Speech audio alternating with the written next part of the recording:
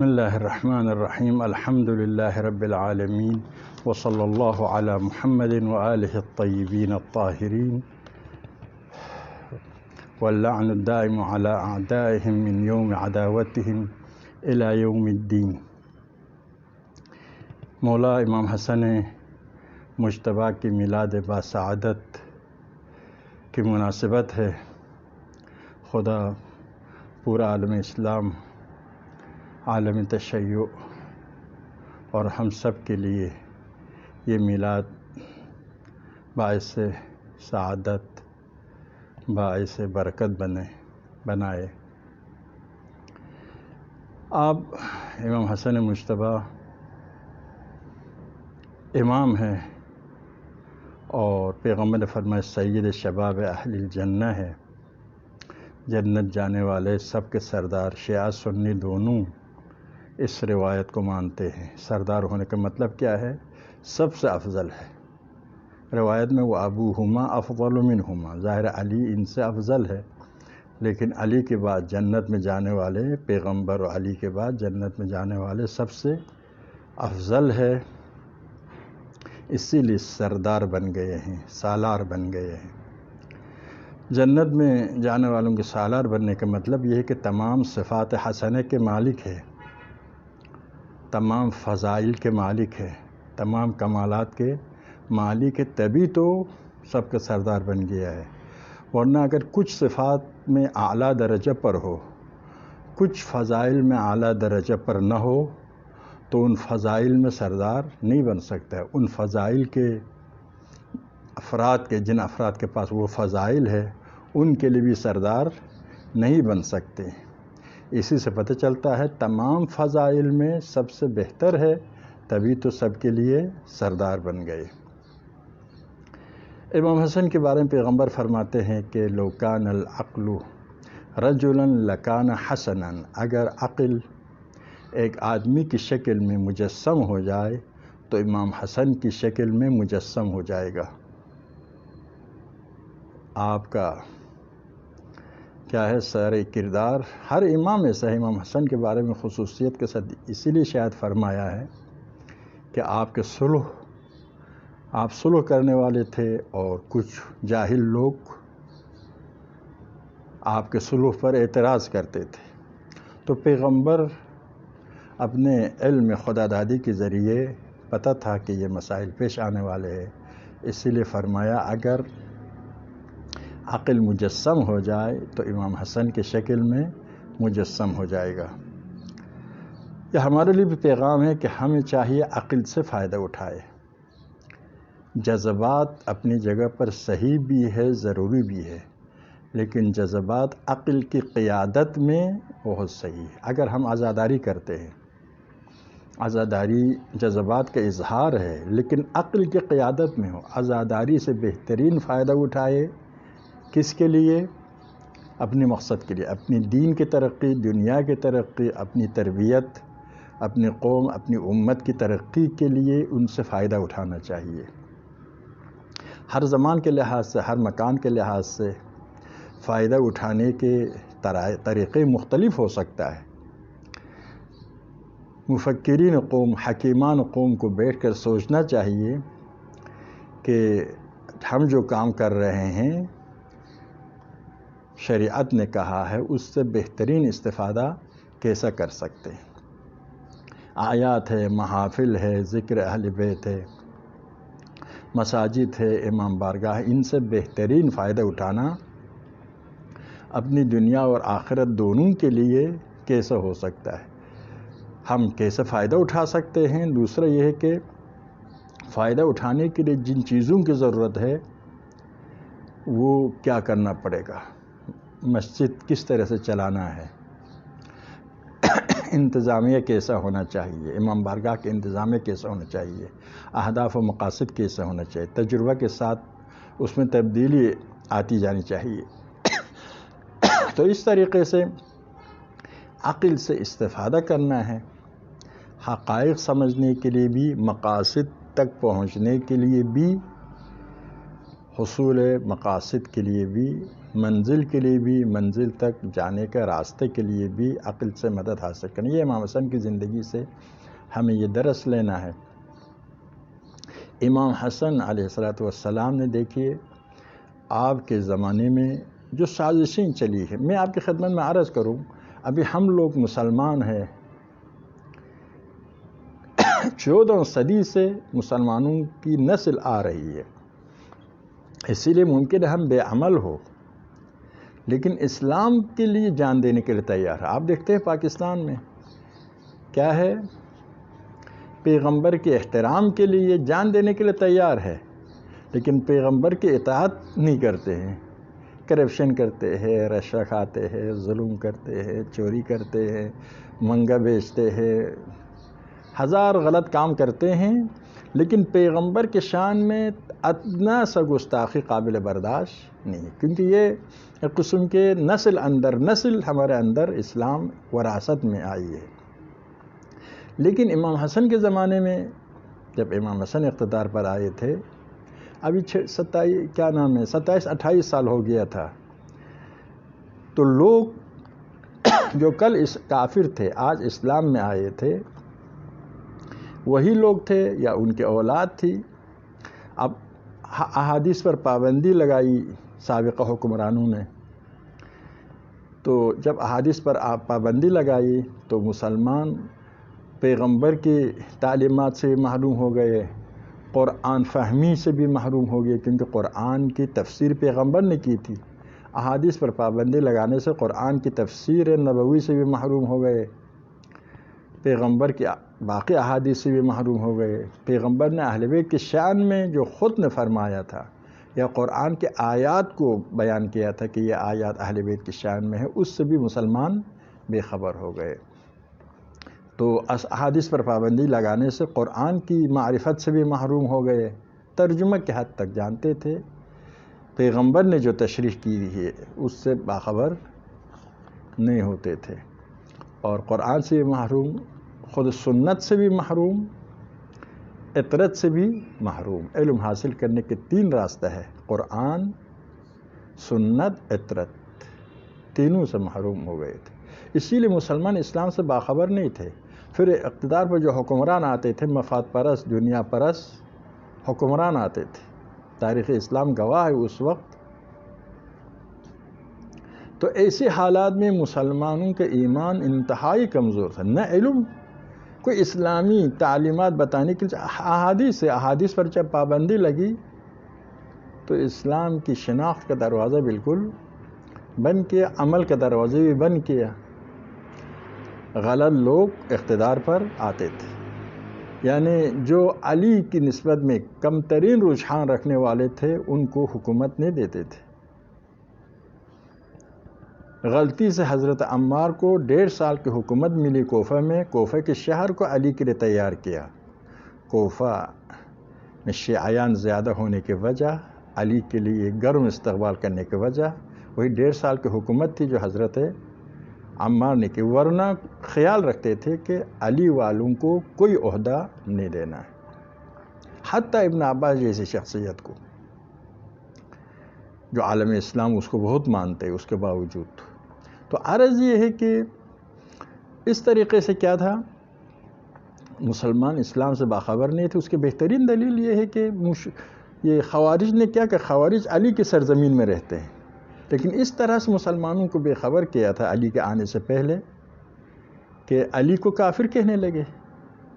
یعنی کل کے کافر آج مسلمان ہوا، پیغمبر کو دیکھا بھی نہیں ہے، یہ لوگ علی کو کافر کہتے ہیں. وہ علی جس کے بارے میں پیغمبر نے کیا کہا، انفسنا و انفسکم، نفس پیغمبر ہے. علی مع الحق والحق مع علی، علی حق کے ساتھ حق علی کے ساتھ ہے، علی حق کے ساتھ ہے، علی قرآن کے ساتھ ہے، قرآن علی کے ساتھ ہے. وہ علی جس کے بارے میں اتنے فرمائے وہ لوگ علی کو کافر ماننے لگے. اس سے معلوم ہوتا ہے کتنے جاہل ہو گئے تھے اسلامی معاشرہ. جہالت تو پہلے سے ہے، جب اوپر سے سازش ہو جائے تو بدتر حالت تھی. اسی لیے علی کے خون کے پیاسے ہو گئے تھے.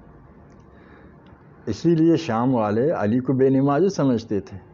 تو ایسی حالت میں امام حسن کے ساتھ جنگ کے لیے امیر شام تیار ہو گیا، لشکر لے کر نکلا امام کے ساتھ جنگ کے لیے۔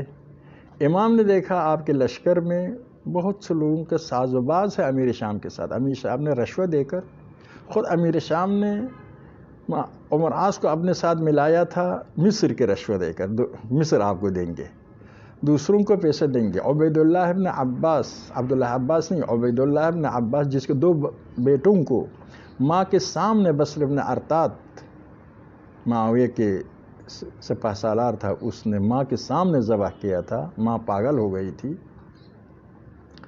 اب وہ راتوں رات بک گیا امیر شام کے پیسے کے مقابل میں۔ تو ایسی حالات تھی، ایسے حالات میں امام حسن مجتبیٰ کے سامنے کیا رہا تھا؟ ایک یہ کہ آپ جنگ فرماتے تو شہید ہو جاتے۔